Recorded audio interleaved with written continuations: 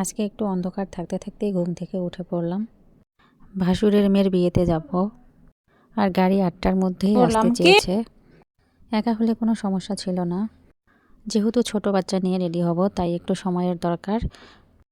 এজন্যই একটু সকাল সকাল ঘুম থেকে উঠে পড়লাম।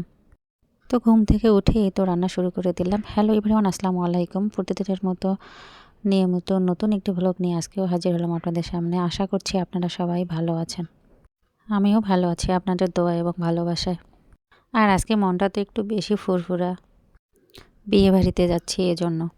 তো আবার আজকেই ব্যাক করব, এই জন্যই হচ্ছে রান্নাবান্নাটা রেডি করে রেখে দিলাম, রাতে এসে যেন রান্না করতে না হয়। তরকারিটা রান্না করে মাসি বাসায় থাকবে, শুধু ভাতটা রান্না করে রেখে দেবে। ফি আমানিল্লাহ, আল্লাহর নামে। এই তো আমি আর আমার ছোট যা রওনা করলাম। আমরা শুধু 2 জায়গায় আজকে যাচ্ছি, কারণ হচ্ছে আমার শাশুড়ি, আমার হচ্ছে বড়াবত ননদ, ননসারা, আমার ননদ সবাই হচ্ছে ওখানে আসছে। ওদেরকে তো এর আগে যে ভিডিওটা দিয়েছিলাম, ওখানে বিয়ে খেতে গিয়েছিলাম, তো তখন হচ্ছে ওনাদেরকে রেখে এসেছি। আবার এই গাড়ি নিয়ে আমরা আজকে যাচ্ছি, এই গাড়িতেই আমরা সবাই মিলে আবার ব্যাক করব। আমার ছোট যা অবশ্যই প্রথম যাচ্ছে, ও এগুলো দেখেনি, তাই হচ্ছে একটু ধরলা ব্রিজের উপরে তো নেমে আমরা কিছু ফটো সেশন করলাম আর একটু ভিডিও করে নিলাম। আর ভিডিওটা করে দিচ্ছিল আমাদের চাচা, আমাদের গ্রামেরই। আর ওখানে রোদও ছিল অবশ্য, কিন্তু প্রচণ্ড পরিমাণে বাতাস ছিল, তাই হচ্ছে ওখানে আমরা বেশিক্ষণ দেরি করলাম না। তো কিছু সময় থাকার পরেই তো আমরা আবার রওনা করলাম। এই তো আমরা কুড়িগ্রামে চলে আসলাম। তো ওখানে আসার পরে হচ্ছে একটু নেমে এই তো নাস্তা করে নিলাম। আমি বাসায় ঠিকই রান্নাবান্না করেছি, কিন্তু এত সকালবেলা তো খাওয়ার অভ্যাস নেই, তাই অবশ্য খেতে পারিনি। আমার ছোট যাও নাকি কিছু খায়নি, তাই ওখানে সবাই মিলে হচ্ছে একটু পরোটা, সবজি আর চা খেয়ে নিলাম। আর এই তো এরা 2 বোন মিলে অনেক দুষ্টুমি করতেছিল, ভালোই লাগতেছিল অবশ্য ওদের দুষ্টুমি দেখে। তো শেষমেশেই তো চলে আসলাম আমরা মেহমান বাড়িতে।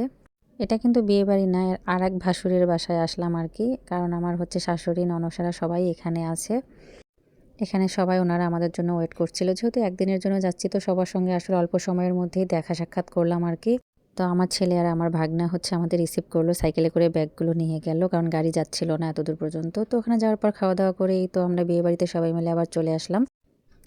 আমার ছেলের হাতে যেগুলো হচ্ছে কুলা দেখতে পাচ্ছিলেন, ডালি ছিল, এগুলো আমার শাশুড়ি মা কিনেছে ভুরুঙ্গামারিতে।